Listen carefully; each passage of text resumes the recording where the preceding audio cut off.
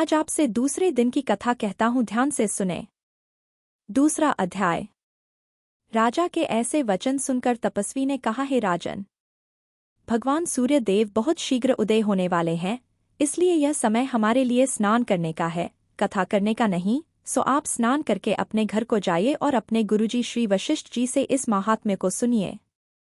इतना कहकर तपस्वी सरोवर में स्नान के लिए चले गए और राजा भी विधिपूर्वक सरोवर में स्नान करके अपने घर लौट आया और रनवास में जाकर तपस्वी की सब कथा रानी को सुनाई।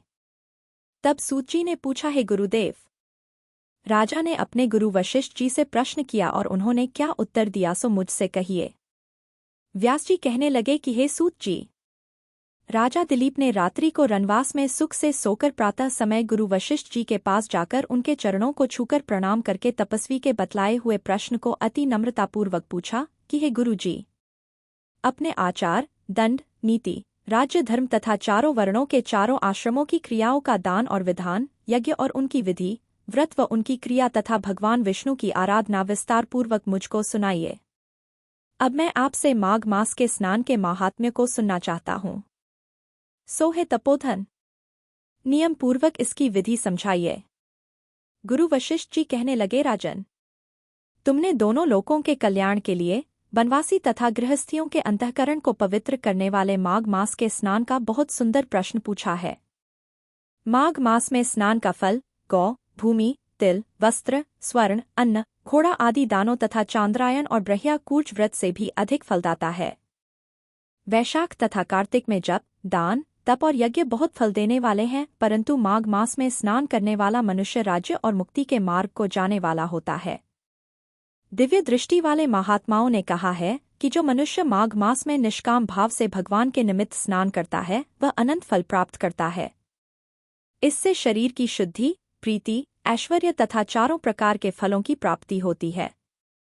अदिति ने 12 वर्ष तक मकर संक्रांति में अन्न नहीं खाया और माघ मास में स्नान किया। इससे तीनों लोकों को उज्ज्वल करने वाले 12 पुत्र उत्पन्न हुए। माघ मास में स्नान करने से ही रोहिणी, सुबगा, अरुधंती दानशील हुई और इंद्राणी के समान रूपवती होकर प्रसिद्ध हुई। जो माघ मास में स्नान करते हैं तथा देवताओं की सेवा में तत्पर रहते हैं, उनको सुंदर स्थान, हाथी और घोड़ों की सवारी तथा दान करने के लिए द्रव्य भी प्राप्त होता है और अतिथियों से उनका घर सदैव भरा होता है। उनके घर में सदा वेदों की ध्वनि होती रहती है। वह मनुष्य धन्य है जो माघ मास में स्नान करते हैं, दान देते हैं तथा व्रत और नियमों का पालन करते हैं। अन्य पुण्यों के क्षीण हो जाने पर मनुष्य स्वर्ग से वापस आ जाता है, परंतु जो मनुष्य माघ मास में स्नान करता है वह कभी स्वर्ग से वापस नहीं आता। इससे बढ़कर कोई नियम, तप, दान, पवित्र और पाप नाशक नहीं है। राजा ने कहा, भृगुजी ने मणि पर्वत पर विद्याधरों को जो उपदेश सुनाया था वही मुझको सुनाइए। तब ऋषि कहने लगे, हे राजन, एक समय 12 वर्ष तक वर्षा न होने के कारण बड़ा भारी दुर्भिक्ष पड़ा।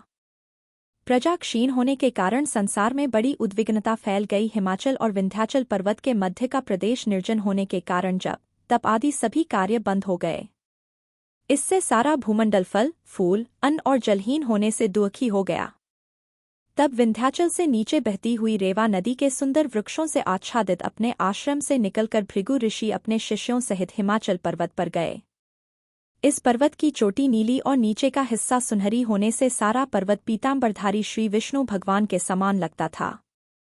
पर्वत के बीच का भाग नीला और बीच में कहीं स्फटिक होने के कारण अति शोभा को प्राप्त था। रात्रि के समय वह पर्वत दीपकों की तरह चमकती हुई दिव्य औषधियों से पूरित किसी महल की शोभा को प्राप्त होता था। यह पर्वत शिखाओं पर बांसुरी बजाती और सुंदर गीत गाती हुई किन्नरियों तथा केले के पत्तों की पताकाओं से अत्यंत शोभित हो रहा था। यह पर्वत नीलम, पन्ना, पुखराज तथा इसकी चोटी से निकलती हुई रंग बिरंगी किरणों से इंद्रधनुष के समान प्रतीत होता था। स्वर्ण आदि सब धातुओं तथा अनेक रत्नों से चारों ओर निकलती चमक से अग्नि ज्वाला के समान शोभायमान हो रहा था। इसकी कंदराओं में काम पीड़ित विद्याधारी अपने पतियों के साथ आकर रमण करती हैं और गुफाओं में ऐसे ऋषिमुनि जिन्होंने संसार के सब क्लेशों को जीत लिया है, रात दिन ब्रह्मा का ध्यान करते हैं और कई एक रुद्राक्ष की माला हाथ में लेकर शिव की आराधना कर रहे हैं। एक ओर से मंदार के पुष्पों की सुगंधी आ रही है। झरनों से स्वच्छ जल सुंदर शब्द करता हुआ बह रहा है। पर्वत के नीचे के भागों में जंगली हाथी अपने बच्चों के साथ खेल रहे हैं। कस्तूरी वाले मृग तथा रंग-बिरंगे हिरणों के झुंड इधर-उधर भाग रहे हैं। चंवरी गौ तथा नाना प्रकार के पशु भी क्रीड़ा कर रहे हैं तथा कबूतर, चकोर, पपीहा आदि अपनी मनोहर वाणी बोल रहे हैं। यह पर्वत सदा राजहंस तथा मोरों से शोभित रहता है। यहाँ पर हमेशा से देवता, यज्ञ और अप्सराएं वास करती हैं। आज श्री माघ मास व्रत कथा संपूर्ण।